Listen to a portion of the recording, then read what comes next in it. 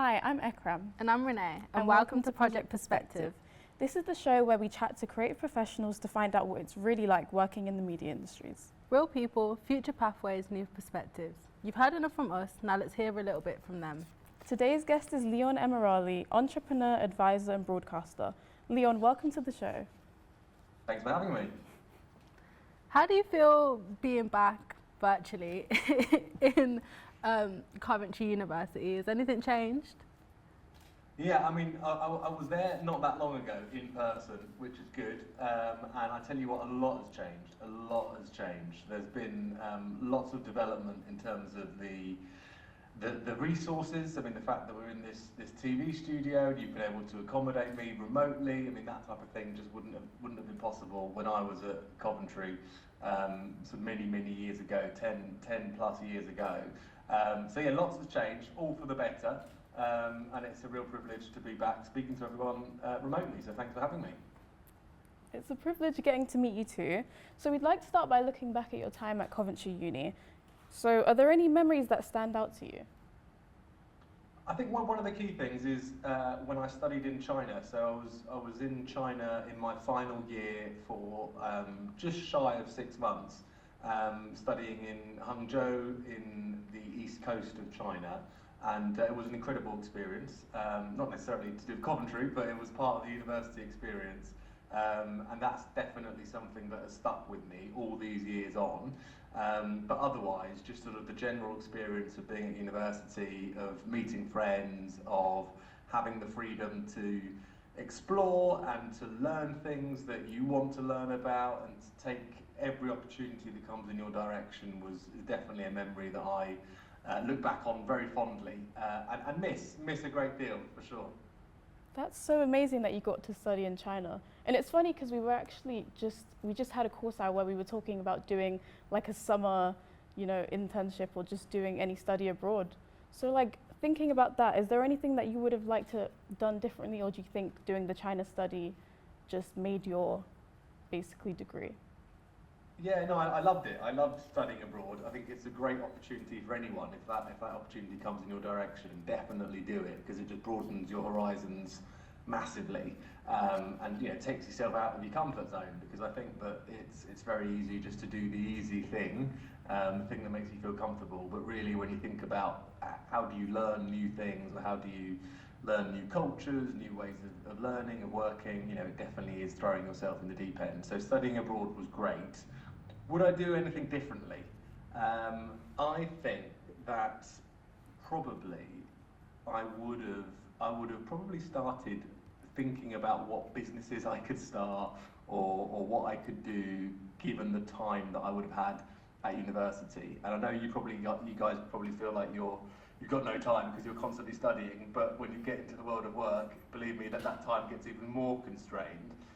So making the most of that time that's available, either to meet new people who might be interesting in your career, or to start thinking about businesses or side hustles that you want to get doing when you're there and when you've got the time, and also when you've got the resources, because there's so many resources available at university that again it disappears when you leave that ecosystem. So I might have done that a bit differently, of just sort of throwing myself into as many things as I possibly could. I tried to do that to some degree while I was at university, and I did start a company there, but I'd have liked to gone even further and done even more, because it was a great opportunity, and when you've got that spare time and the amazing people around you and the resources available at university, that's something I might have done a bit differently. That's great. That's a really good insight on time management and just really capitalizing on the opportunities you have. Just wanted to ask, in terms of your media and communications degree, how do you feel like that has impacted your career and where you kind of took yourself as an entrepreneur? Yeah, I'm still kind of in that space, and still working in the media, still working in public relations, still sort of very much using my degree in my day job even now. So I think it has been very, very useful. Not necessarily always the theory side of things is good to know, is important to know, but you can sort of park that once you leave university and go into the world of work. But certainly the practical components of how to edit a video, or how to put together a piece of commentary, or a package for radio, whatever it might be. Those types of skills that you learn at university have been incredibly useful to me. And as I say, I'm lucky to still be working in media and communication space, and I do think that wouldn't have been possible without my degree. But it's also just sort of the different things that you learn, the different things the relationships that you build. It's what you learn about people, I think, that is really crucial at university. You learn different types of people, what motivates them, how can you get them on board, how can you work in a good group, on a project. Those types of skills that aren't necessarily media and communication specific, but are probably just as important, if not more. So yeah, definitely I'd say I'm using a lot of those things that I learn, even now, all these years on. That's amazing. Thank you for that insight.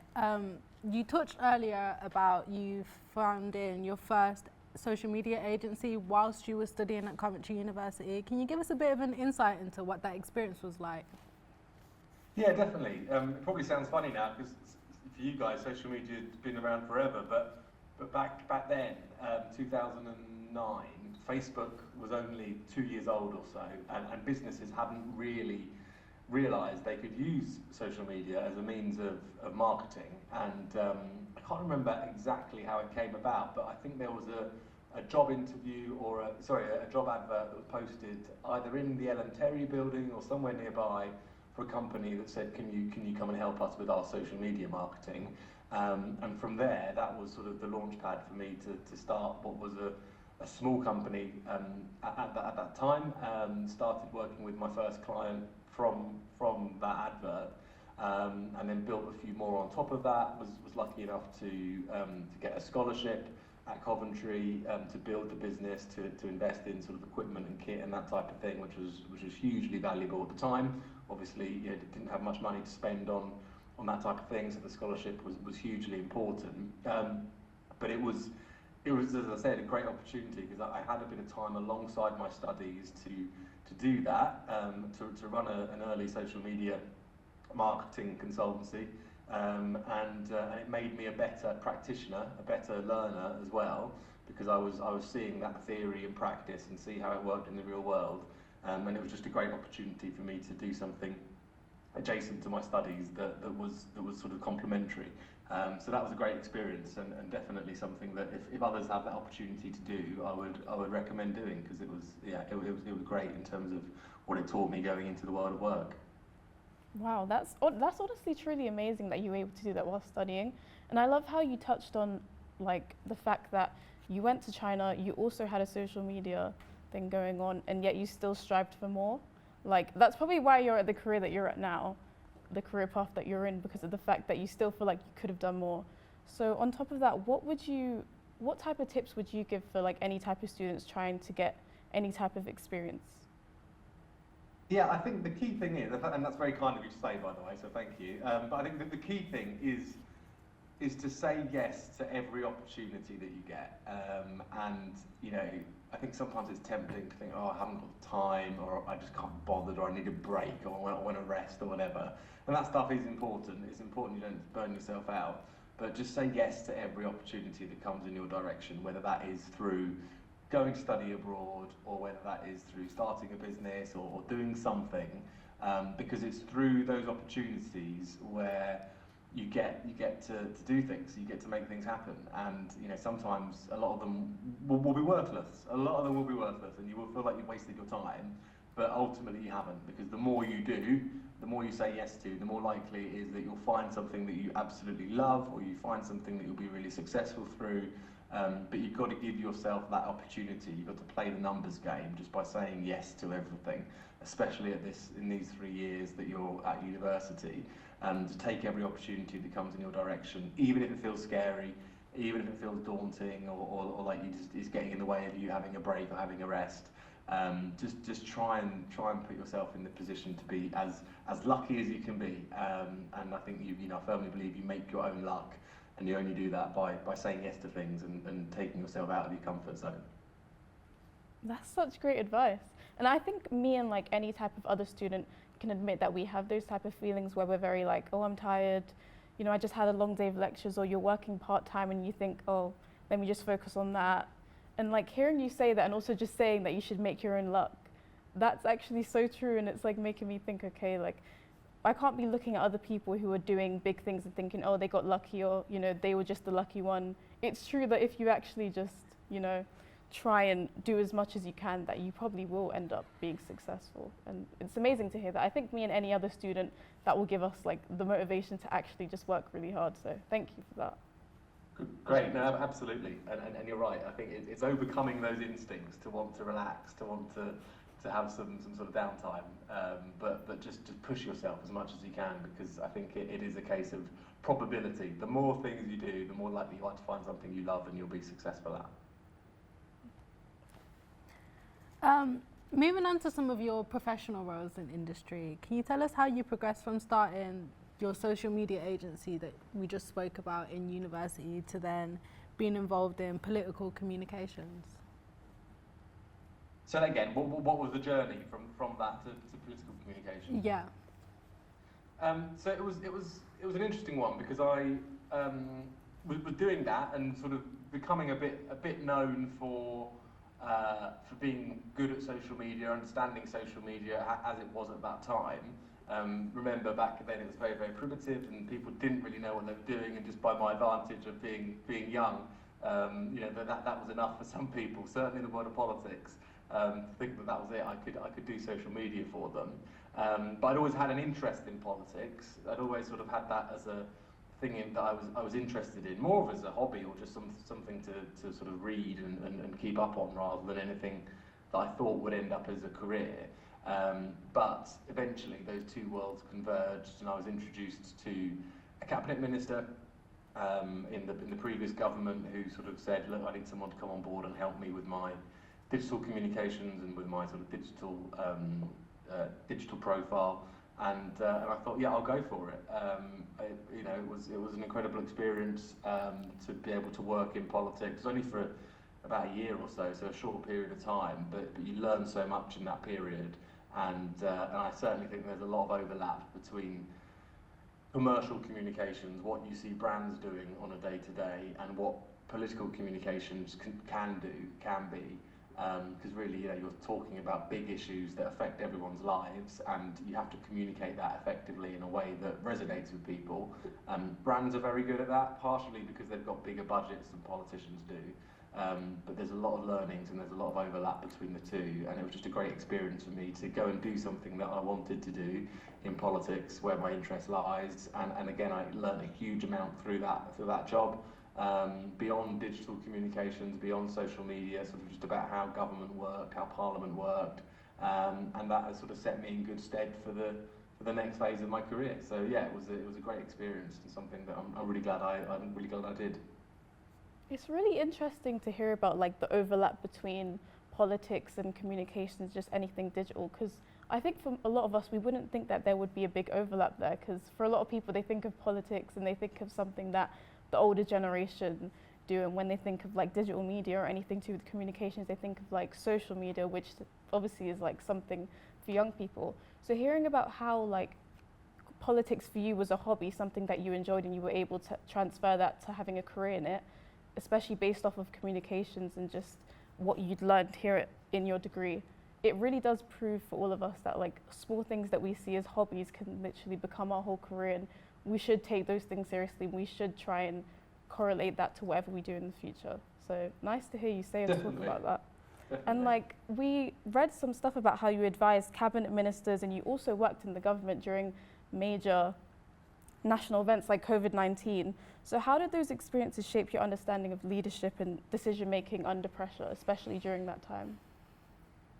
Yeah, it was a crazy time during the pandemic working in Westminster. I remember being in Parliament when Boris Johnson came on TV and said that the country was locking down, and it was just sort of a shock to everyone, even those of us that worked in Westminster at the time. We didn't really see it coming. So the difficulty with that was that nobody really knew what to do, because you know we hadn't had a pandemic for however many years, 100 of years or so, I think it was.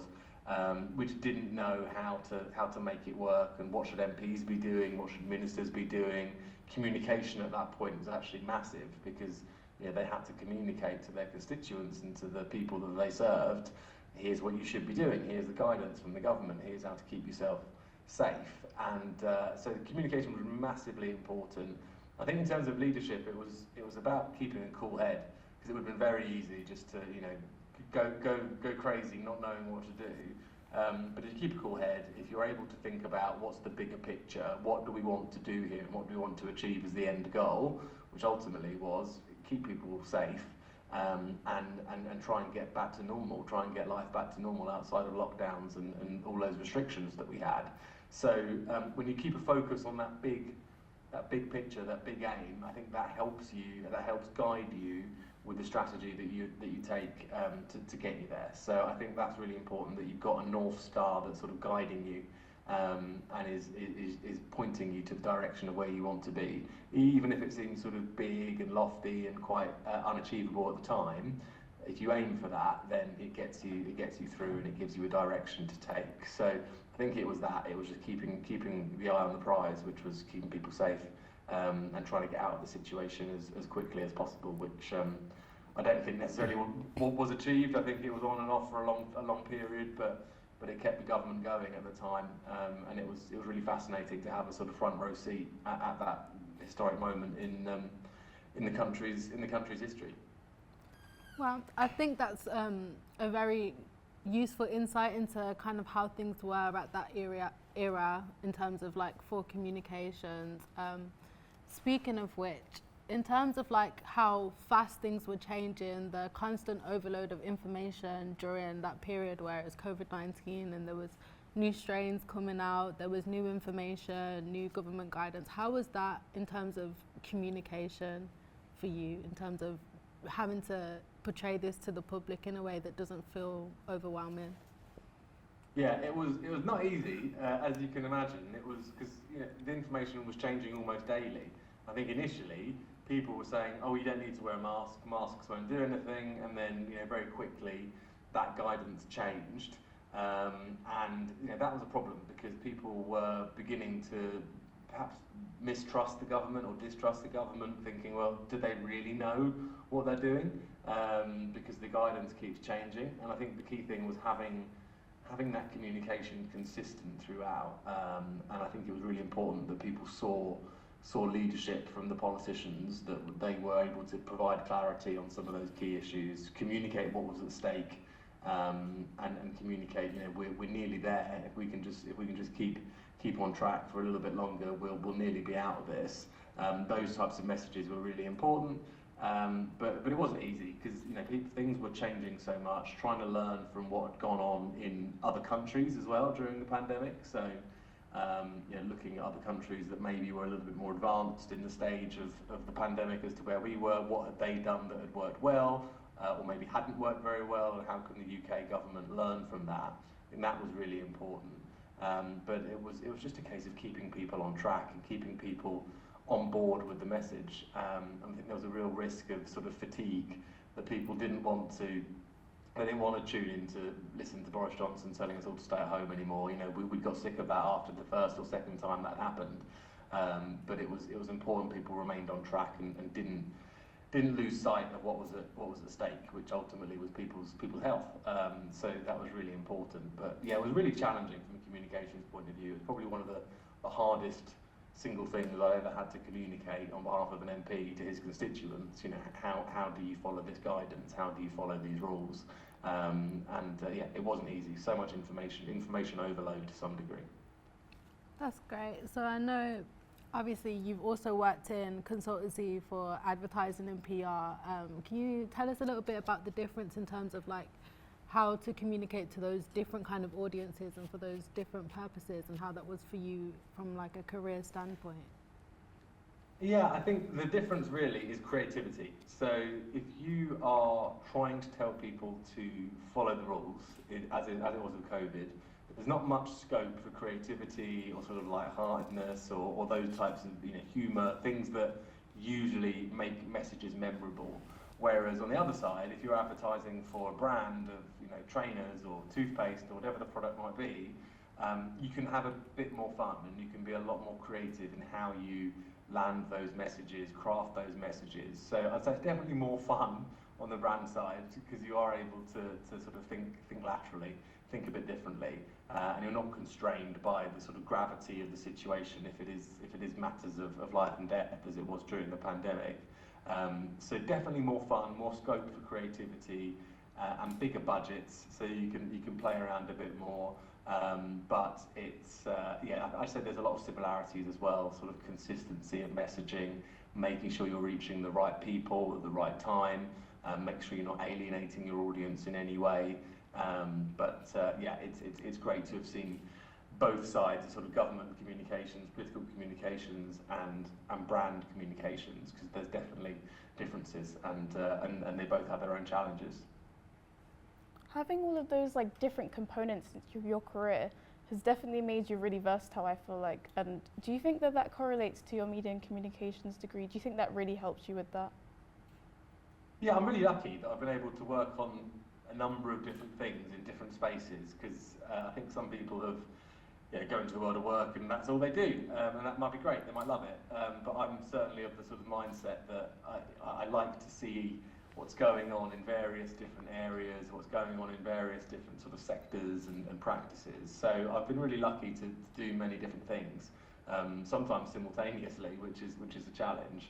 But yeah, I think that my degrees did help with that, because it's a very versatile degree. You know, 1 minute you might be learning about theory, or you know, of how to structure a message, or Marshall McLuhan, or whoever the people are that you study in the curriculum now, and then you move that on to being able to pull together a package like this, and sort of have that versatility of both practical and theoretical learning. I think is great and sets you up for a versatile career. So yeah, definitely, I think it has helped, and has sort of set me up in good stead to do a number of different things all at once. That's really nice to hear about, because I think that also encourages us to think, okay, we can get this degree and do so many different things with our careers. I genuinely think every single person in this room, any single person in my class, we could all be doing completely different things after our degree, which I think is like a really unique thing.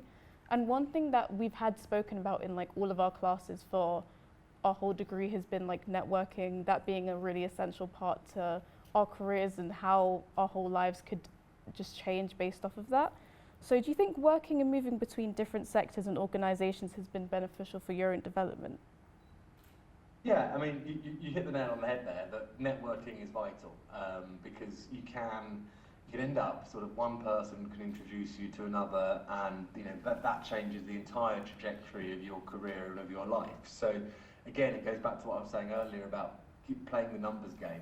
Try and meet as many people as you can, try and do as many things as you can, because that puts you in the best position to meet someone who will change your life to some degree. And I think so networking and building networks is vital. Being curious is really important as well, you know, not just sort of sticking in your lane, as tempting as it might be. You know, try and divert out of your lane so you can be curious about other things, ask questions. Why is it done like that? Why does it have to be done like that? And I think you'll then naturally, just doors will open for you, because you'll become an interested person that people find interesting, and that will help broaden your network as much as you can. So definitely networking is really important, and I think as young people, as students, people who are more established in their careers, they want to help. They want to be helpful, because everyone was in that situation. We know what it's like, we know it's competitive, we know it's hard, and people want to give you your time. They want to be frugal with they want to be generous with their time, sorry. So you should just reach out to people, send emails to people, slide into their DMs on Twitter, try and talk to as many people as you can, and get close to them in any way you can, to give yourself that opportunity to find out what it is you want to do, and you never know, they might be someone who will be integral to your career and your life going forward. This is a really nice insight to have, because I do think what you've said about the fact that networking is obviously really important is the fact that a lot of us can be really embarrassed to have to actually speak to people, especially in this day and age, the way social media is. A lot of things that actually help you in the future with your career considered embarrassing to do. And hearing you speak about it, I think has really encouraged me and everyone else in here to actually just like work hard for our dreams and do whatever we want, because it's not embarrassing when you're in the career that other people probably want for themselves. So looking back, yeah. what key moments or decisions do you think defined your career path? That's a great question. I think for me, what defined my career path? I think it probably was one of my first jobs, fresh out of university. One of the people that I met then, who I worked for as a client, I'm still in touch with today, and they have helped introduce me to a number of different people over the years, and have been integral to my career and to my development, really. And all of that stems from just doing a good job for one person at one time, and that leads to the next thing, to the next thing, to the next thing. So I think that has been integral. You know, sort of building that close working relationship with someone who trusts you and wants to refer work to you, wants to recommend you to people. That type of thing is massively important. And I do think as well, just going back to my time in China, that was great. That was great for building resilience. I remember at the time I didn't want to go. I obviously wanted to go when I applied for it, and then when it came around, I was like, do I really want to go? Leave family behind, leave my girlfriend behind, and all that sort of stuff. And you know, difficult. It was really, really difficult and a culture shock. But I think it built resilience in me that I was able to take into other areas as well later in my career. You know, if things start going a bit wrong or things don't feel terribly comfortable, you know, keep going with it, because it'll be worth it in the end, and the experience will make you stronger. So I'd say that was definitely a crucial part of my development and what's sort of helped shape my career to date, I'd say. I think that's really useful to hear, just how knowing certain people and being in certain spaces can really expand your horizons in a way when it comes to like networking and finding different career pathways. Speaking of which, we know that you've recently become the founder of Nostrada AI. How do you feel like these experiences you've had previously led you towards this kind of sector of AI, which obviously is still very new and fresh to people? Yeah, no, it's interesting. I mean, I've always been interested in technology. Never been technical necessarily, but I've always been interested in emerging technologies, and obviously AI is huge. And I was thinking a lot about, well, how can I bring my interests together in one way of, you know, technology, politics, AI, and how can I bring all of that together to create something that's valuable? And that's how Nostrada AI was born, which was through essentially creating statistical profiles of members of parliament, of politicians, government departments, so people can interact with them, businesses can interact with them to understand, you know, how different policy might impact their business or their investment or whatever it might be, and ended up building something. Again, it started as a bit of a hobby, just playing around, mucking around. Last Christmas, I remember when I had a bit of time on my hands, and then throughout the last sort of 11, 12 months, I've been working on that, developing it. I've sort of been working with professional developers to make it a product that is saleable, and now, you know, we've got a number of different users who find value in that every day, which is great and amazing. But again, I'm sort of still learning that process of how do you create software, how do you create a company that builds software and make it successful. But I think having the interest first in politics was important, because, you know, it becomes a lot more easy to work on something if you've got an inherent interest in it. And I think people should lean into their passions and their hobbies and their interests as much as they can, because if you do that, you'll enjoy the world of work so much more, because you're passionate about the topic, or you just find it interesting. And I think that if you can find areas where there's overlap between things like that and things that are commercially available and commercially sort of viable, then I think that's a really good mix for a successful career. That's really insightful to know, especially because, you know, AI is constantly changing, and I feel like the kind of purpose or the way it's been advertised is that the more information it gets, the more information it can give, in a way. Like, it becomes smarter, I guess, as a technology.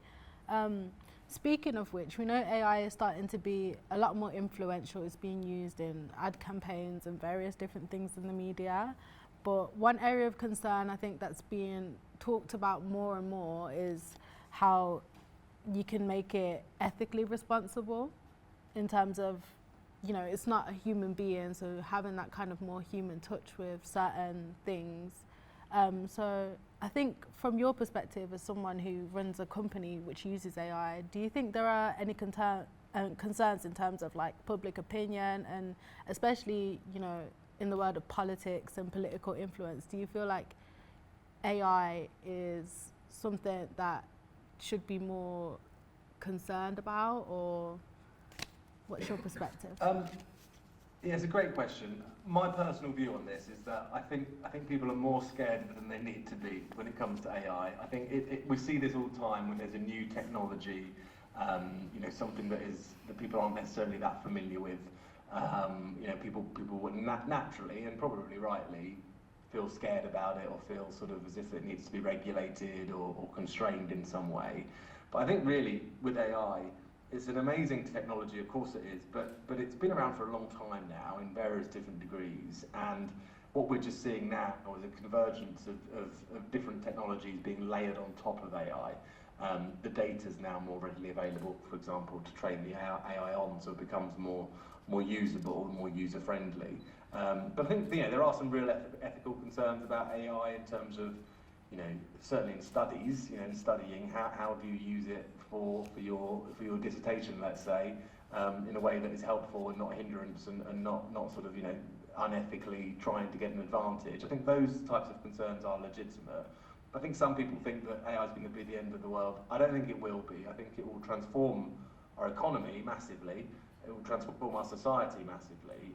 But I think if we use it appropriately and properly, I think it could be a really valuable tool for things like, you know, curing people's diseases, being able to provide knowledge to people, being able to give people the ability to do things they weren't previously capable of doing. So I think we have to use it appropriately, but in a way that is going to be worthwhile to humanity as a whole. So I'm quite optimistic about AI, and I'd say people are being a little bit too scared.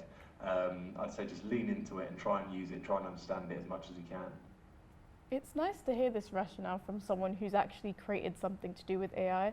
I feel like the fact that you obviously know what you're talking about, you're educated on it, you've made something at such an important part of your career. I feel like it's good to hear that we shouldn't worry about AI at the end of the day. It does help us, it does, you know, do a lot for us. And people are allowed to have their obviously different opinions on this, and they're allowed to have like those type of rationales too. But hearing you talk about this and be educated enough to create something so interesting and so unique, so different from anything that everyone else has done, it's nice to like actually have that perspective from you. So finally, what advice would you give to students who want to combine their interests in politics, media, technology and business like you have? What advice would I give? I think keep learning. You can never ever learn enough. I think you get to the end of your degree, I think that's it, I never have to learn again. But it's not true. You know, you need to continuously be learning, especially now in this type of environment where technology is moving at such a pace. There's new technologies being emerged and established every single day, more or less. You have to keep pace with it, and you have to keep up with it. Otherwise, you do risk being left behind. So I think that's the bit of advice I'd give to people. Keep learning, keep thinking about how you can make those different interests and areas of your own skill set sort of combine into something quite valuable. But ultimately, you need to have the knowledge, you need to have the appetite to learn and the appetite to be curious about those different things to bring it all together. And I think if you do that, it should stand you in quite good stead. I think that's a really useful way of phrasing it. Because I think when people think about university, they think learning in aspects of academics and studying and books and essays and things like that. But I think sometimes, even as students ourselves, we forget that university, the whole experience of, for some of us moving to different cities, some of us moving to different countries, and just being in new environments in general and picking up different things from different people that you can learn off. I think that's a really good way to kind of encourage people to still kind of engage with their studies, not just from an academic standpoint, but also a standpoint of experience. So thank you so much for coming on and speaking to us and giving us an insight. Just a last question. What's next for you in terms of your career? I don't know. Goodness me, I've got a baby daughter who is she's 15, 16 months now, so she's taking up a lot of my time and priorities. So that's important to me, obviously. But in terms of my career, I think hopefully being able to build Nostrada into something that is valued and used around the world, not just in the UK, but that hopefully is on the next step is to take that piece of software internationally. And see where it takes me, but I'll always keep my door open to new opportunities. So it's hard to answer what comes next. Hopefully something fun and fulfilling. That's so nice to hear, and we wish you all the best. We're definitely going to be tuned in to whatever you decide to do in the future, because even just the idea of making an Nostrada AI in the first place is very unique and very amazing. We're very thankful for you being a guest on Project Perspective, so thank you so much for coming. Thanks for having me. It's been a real pleasure. And again, sorry I couldn't be there in person. Hopefully no, next time. family comes first. Family comes first. It's great. So. Thank you so much. And thank you. Thank you to everyone at home for watching. On the next episode of Project Perspective, we'll be speaking to another successful media and communications graduate, visual effects producer Alina Chiz, whose amazing VFX work we've all enjoyed on the last Fantastic Four movie. So remember to tune in at 3 p.m. on Friday 21st to hear from real people, future pathways and new perspectives. See you then. Bye guys. Bye.